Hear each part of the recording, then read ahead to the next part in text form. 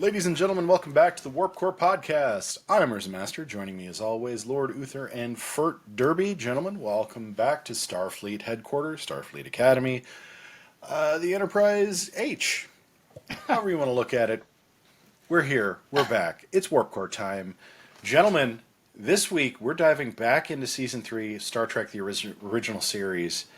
Let's just say it's been a ride, Season 3, so far. We've had some minor ups and some major downs, but I don't want to steal any thunder here. Fert Derby, give us some background on this week's episode. Thank you, UrzaMaster, Lord Uther, and all of our Warp Core fans who have braved Season 3 with us here on the original series of Star Trek. Well, this episode is going to fly by in the wink of an eye, which aired on November 29th, 1968. It was directed by Judd Taylor. Judd previously helmed The Paradise Syndrome, which we covered extensively on Warp Core 68. Make sure you check your archive for that. Paradise Syndrome, for a quick recap, Captain Kirk gets zapped by electricity and then imagines he's a Native American chief who actually ends up getting married, getting a local girl pregnant, and all sorts of hijinks and shenanigans ensue, many of which were forced, unfunny, and otherwise hard to sit through. We're happy to report that Wink of an Eye is not going to go down quite as rough. The story for this week's Wink of an Eye was by Gene L. Kuhn, former showrunner and right-hand man to Gene Roddenberry. He once again used his pseudonym Lee Cronin, but it was Gene who came up with this story. And the teleplay was by Arthur Heinemann, and I looked up Arthur's credits, and to be honest, there was nothing that jumped out from the page. Let's just say he was a fine television writer in the mid to late 60s, and keep it at that. So we can jump right into the notes here, some of which I wrote in my inscrutable shorthand. So bear with me if some of these sound familiar, and some of them might just be the musings of a madman. I have Scotty doing the opening log. It's always nice to start off with James Doohan's melodious brogue. I have a Vanishing Red shirt here. Chapel's back. Okay. So the whole premise of this episode, friends, and make sure you watch it either in conjunction with our analysis before or after, you will get a whole lot of fun and entertainment for your buck. It's about creatures who move so fast that the Enterprise crew can't even detect that they're there.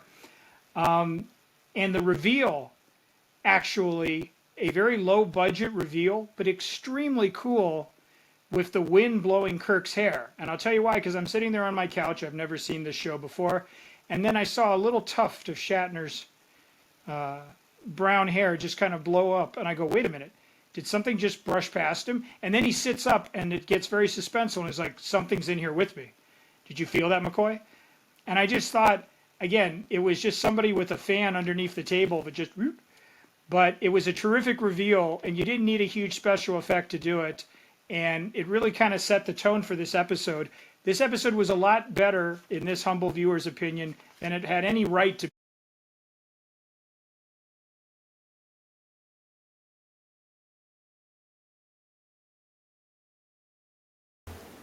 He gone. He transported out. Again, he's had it with these Star Trek episodes. He wants nothing to do with them.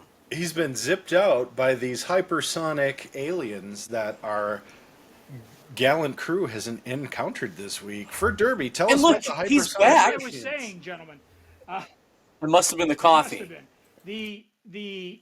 This episode plays like the inverse of the episode where the Tholian Web, where Kirk is trapped in another dimension and the crew.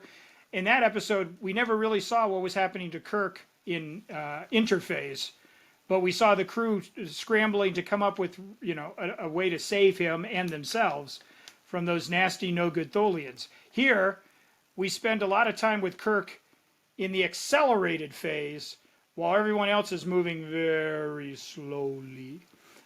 So I thought it was a nice little 1-2 background there. I love the actress, Kathy Brown, I believe, Katie Brown, playing Dila. Again, we had sort of, late 60s, good-looking, charming, well-costumed alien coming on to Kirk because, who wouldn't? But she made for a foe, kind of like the when Spock had to pretend that he was falling in love in order to save the Enterprise when they were earlier this season. So you had this romance, not really, between her trying to get it on with Kirk and Kirk trying to resist and then play along with it and then turn the tables on her. It worked well. It was well constructed. I didn't find it hokey or hoary or oh, not another one of these. It felt earned in this, and I credit the actors. I credit William Shatner and Miss Brown for their performances there. I mean, there were a couple of odd things. There was a pillow fight I wrote down, I guess, in Kirk's quarters. That was a little nutty. I love the suggestion that Kirk and Dila have, consummated this relationship. So that was a little naughty, but 1968 naughty. In the Paradise Syndrome, again helmed by Judd Taylor, Kirk got a local girl pregnant. So I guess Judd was a little randy back then, trying to push the envelopes there. Just overall, gentlemen, I mean, like we've said this about many episodes in the second and third seasons. Could have really hit a bump in the road. Could have hit an asteroid belt. Could have, jettisoned the warp cores and all that. But it pretty much stayed on target. It's a very much middle of the road Star Trek episode, but that looks like high praise considering some of the depths we've plumbed already this season. So you got to hand it to them. They didn't stumble and fall and break their nose on the pavement. They made it across the finish line. A workmanlike effort with a little bit of style. And this is why you want to watch Trek. If you had a season full of these, you wouldn't hit the cancel button. You wouldn't need, say, oh, I don't need to watch this anymore. It's just solid, middle of the road, unflashy Star Trek.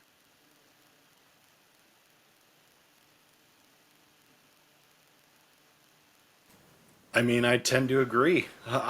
It's hard to really top that dissertation on it because, yeah, it's a solid episode.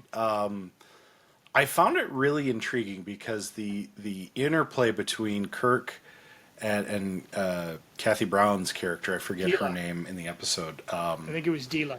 It was Dila. Yeah, it was borderline like almost romantic in a way, and it was very like female aggressive, which is unusual. I mean, in any era, even today.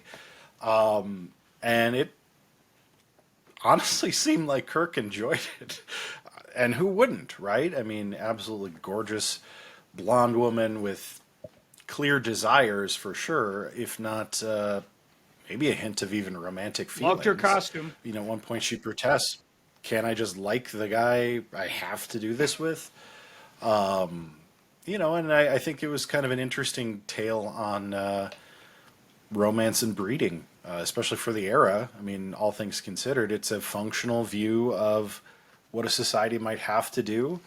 And certainly, I think, obviously, they went about it the wrong way, but it was cool. It was an interesting concept. From like a sci-fi standpoint, it felt very plausible. It felt somewhat real. I liked the idea that they were there among the crew and all you could hear was that like mosquito sound that everybody hates. It just kind of, I don't know, it was a good episode of Trek. Like if this came in the middle of season 2, I'd have been like, yeah, this is a very solid continuation. It makes me wonder here in season 3, like, how did this episode get timelined? I feel like you'd want to put your best feet forward when you're trying to save a series from potential cancellation. And then this one kind of comes in fairly late in the game, to be honest. I don't know. I guess I haven't even looked up what audiences thought of this at the time, but we talked about the ratings. The ratings were solid, I mean, by today's standards, but by then, the standards back then, it was abysmal the whole season. So on a 4-channel broadcast network, I mean, it's a little too bad because this was a pretty darn good episode, all things considered. Let me tell you something about director Judd Taylor. He might have been an influence on David Lynch because he used coffee as a vehicle in this episode. So I immediately just bow before this gentleman in saying that coffee, anytime you can use it as a plot device. So wonderful. Hey, these Scalonians, or whatever we want to call them, Scallions, Scalawag, these people from Scalos, did they develop the original, Secret Service talking in the throat? Because weren't they, pressing on the communicator? It was on their throat, I thought. And they would press, and that's how they were communicating with each other, so I thought that was good. The reversal of Kirk almost doing a walk of shame because he's pulling on his boots. I don't know why. It should be the opposite or something like that. So I'm wondering if he was going to wind up doing that, a walk of shame out of there. I do agree with you, Urza. I think, yes, I think he enjoyed it versus other episodes where, whether it's Shatner's acting or it's meant to be that way, he's just not into it or into the idea of some of these different women, even though he's supposed to be this ladies' man. We get a lot of the overacting in this one where he puts his hands out in front of him like this. We're getting some of that here. And it's a good sci-fi episode, right? It's something that we continuously come back to, that this is why we love Trek. We want something different. Now, as a little bit of a comparison, and I'm looking forward to watching the series, I keep getting all these clips from DS9 with the Dominion War, and I'm getting bits and pieces of, I don't know if that lasted a season. I don't know if it was 4 episodes. I don't know if it was 2 seasons. I have no idea. But again, just the idea of a good sci-fi storyline being there. I'm just comparing the two, saying that's what makes us love Trek, right? This is an episode that, again, it's not the greatest. It's middle of the road. But it totally goes in line with what we've come to love. And again, I don't think Fert liked my whole exposition on DS9 and the original Trek. I don't know. But maybe he's going to get some coffee. Maybe he's jumping in that hypersonic arena again. Yes, he's got the coffee. He's okay now. All right. Whew. It's a strong cup I was of worried Joe, about gentlemen. It has that science fiction, it has that science fiction premise that I think we all can agree, where she says at one point, we have the right to survive. And that's a good hook to hang speculative science fiction on. They're going to lure these Absolutely. unsuspecting travelers, whoever they may be. It's nothing personal, right? They're not. It doesn't matter if it's the Enterprise or a Tholian combat vessel or whomever.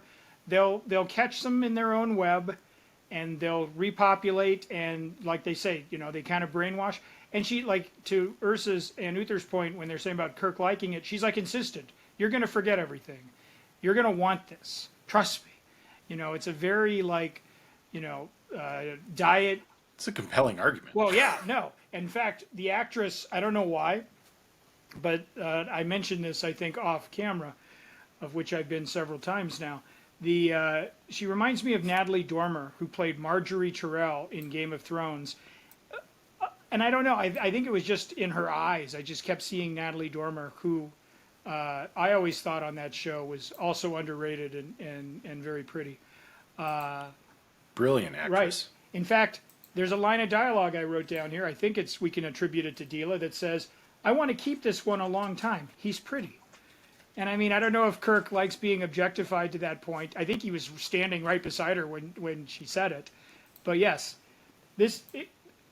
what is Star Trek when they're really, really, really successful in Strange New Worlds and DS9 and Next Generation and the original series?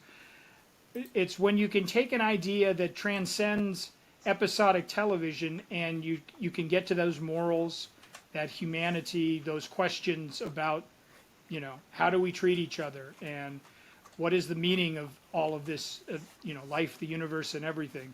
And I think this idea about we have the right to survive, they're doing bad things, from where we're sitting, but in the same breath, if you sit on their side of the table, this is the only thing they can do. And Kirk's like, well, we'll get Starfleet's best minds on it. But when he says it, honestly, I don't believe him. I don't think he's lying to them and deceiving or saying, oh, we'll help you out. I think it's naive for him to think like, oh, I'm sure there's a solution. It's just, I kind of took her side in that little like back and forth he was having with her. Like, let's do something else. So let Starfleet figure it out. And I if I were her, I'd be like, Doesn't it make you think of Decker and Ilea? right, exactly. That's the first thing I thought of is like, why didn't they just get some random red shirt to volunteer? Like, I'll go be the stud for this lady. You got it. You got it. I'll be the one right here. This guy. Yeah, I think it's a fantastic premise. It really makes me wish that we got more of these original ideas at the time. And it makes me kind of sad about sci-fi these days because they rehash so many of these old stories. And sometimes in novel ways, but I feel like there are more stories to tell, particularly given the fact that you're in outer space and literally anything could be possible. But I want to get back to the coffee thing because I don't know about you guys, but as soon as I saw a cup of coffee in a yeoman's tray, I was like, "Oh, the coffee's back!" I was like, Oh, I did that immediately. they definitely stopped at the deli and picked up that little like cup of Yiddish coffee, and I was like, "Oh, cool!" I was like, "Awesome! This is going to be a good episode for this reason alone, even if everything went off the rails." And I was really heartened to see that it didn't. But what about the jealous pseudo boyfriend?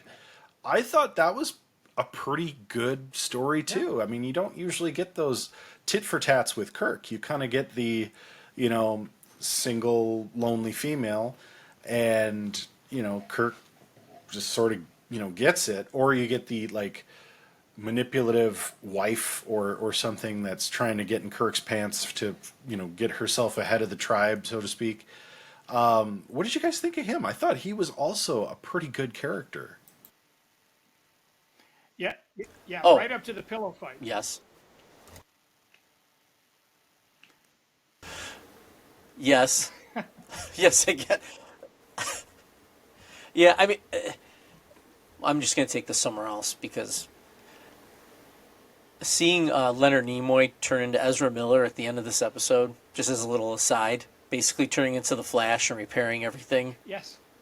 Maybe Leonard Nimoy is the OG Flash. Maybe, just maybe. But so here's, and let me ask you this question: Does Compton fit up to Khan in a TOS way? Not the movie. Take the movie out of it, which is very, very tough to do. So take Wrath of Khan out of it. But would you say Compton, in terms of standing up to Kirk Oh yeah, interesting. and calling him out on things, is it Khan-ish? He's close. He's not as maniacal, I don't think. He's definitely more of like a jealous, jilted lover. And I think he has some just cause, so it makes him pretty layered. I think you have some depth there that they could have played around with had this ever been explored in subsequent episodes. I don't know how you would because it's pretty succinct, but I do think that there was something there. It was a little more worthwhile maybe than a throwaway season 3 episode. I'd love to revisit that Fert? planet. I don't think Strange New Worlds could do it unless they start doing some weird time-bending thing, because obviously Spock would be aware of this and all of that. But here's an episode that would look great with a modern vernacular, same existential crisis and premise, but this one would feel, I'd love to see what 21st century writers could do with this premise and see how they could, play with it. But I mean, unless Spock is at Starfleet, doing some errands and it's, he's not on the mission, I don't know. I would love to revisit this. This feels like an episode, if you're going to go back and look through it, that you could probably put some new and exciting twists on it just because look how far we've come in 50 odd years. I got to ask this question now because you just said something it's really making me think, which that's scary in and of itself. But how much do you want to see Strange New Worlds revisiting? I guess it would be revisiting because it's new TV episodes, but it's going to a lot of these places because we keep bringing up the idea of I would like to see this a little bit more and that a little bit more, which really would make them have to go backwards and establish a history. Or do you see what I mean by that? How much do we want them going back there? Now, here's I guess I'm going to defeat my own point, but of course I'm going to let you two jump in a second. The show is so well written. I can't find any fault in them having gone back on a couple of things. So I'm just going to I just want to say that. But what do you guys think? Do we want to see them keep going back? Not at the expense of like the musical episode we got last season or the preview we got this season where it looks like they get turned into Vulcans and can't immediately turn back. Like there's some great new avenues to explore. That being said, like I say, whether it's the Tholians or something like, there is room to kind of tweak the old mythology and give it a fresh coat of paint and still feel fresh, but not if that's just going to be every week. Hey, let's play the greatest hits. Like that would get old, and that would make, I think, cheat diehard Trek fans and so forth. Maybe not the casual viewer, but I think people who have grown up and feel this show in their DNA and know the various things, I don't think we want to get that. They'd be great in bite-sized doses, Yeah, I tend to agree. I think they could do it on like a Lower Decks. Lower Decks has gone back and revisited some of these worlds, and I think very successfully. Now, granted, those are sort of silly, goofy cartoon episodes, but it was fun, and it explored some of the question marks you had about the time and the era. I think that's probably the avenue to do it, to be honest, because some of these aliens and some of these locations were a little goofy, and it would suit the Lower Decks sort of situation, I think, better. I think there's also the idea of, you could do on a legacy type basis some of these planets, and you could do it with some of the next gen crew guest starring to kind of make it like, oh, we have to go back to the Alpha Quadrant because we're needed on a follow-up mission to such and such a planet. Oh, isn't that where Kirk and the original Enterprise went? Oh, yeah, actually. And then Q throws in some cue ball or something. I think that would be really exciting and novel. And it would make kind of that like little nostalgia flicker. But you could also do some new storyline to it and really build into these characters that might be new to the franchise, where Legacy might speak to some of those old school characters coming back. So you have to find a balance there. I think that's where I'd rather see it. Strange New Worlds, I love what they're doing, but I think they need to work towards building out that TOS crew that we know that's kind of the path they're on. Is like they're going to take, this Enterprise crew through that kind of jungle, and on the other side is Kirk and the Enterprise and TOS. So, but no, I think the cool part about this episode is it sparked all these conversations. None of the other season 3 episodes have we been like, hey, I wonder what Pike would do, or what if Picard was caught in a Tholian web? Like, no. I think this is definitely speaking to our warp core ratings a bit. So let's jump to it. Fert Derby, how many warp cores are you giving this episode, Wink of an Eye? Gentlemen, before I disappear in a wink of an eye, give it 5. This is a solid 5 episode right there. This is Trek. This is bread and butter Trek. And if they could have just maintained that plane, who knows if we could have gotten all 5 years of the mission completed. So stick right down the middle of the road, right down the middle of the fairway. 5. Yeah, I was going to go lower, but I am going to go 5. Again, I just think some solid Trek. I like how Kirk left the data disk for McCoy to find. There was some creative stuff that I feel we really don't see again until next gen with them doing some of that stuff. That just hit me now, and that made me raise up my score. Was due to that. Agreed. Fives across the board today.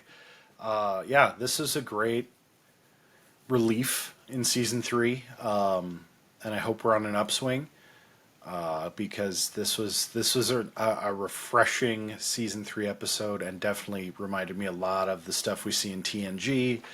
And one thing I forgot to mention is we do see some of this revisited in DS9. So we'll probably get to talk about that in the future, as well as revisiting some of these old type stories. But until that time, when we venture back out with the Enterprise TOS crew, may we say, for myself, Lord Uther, and Fert Derby,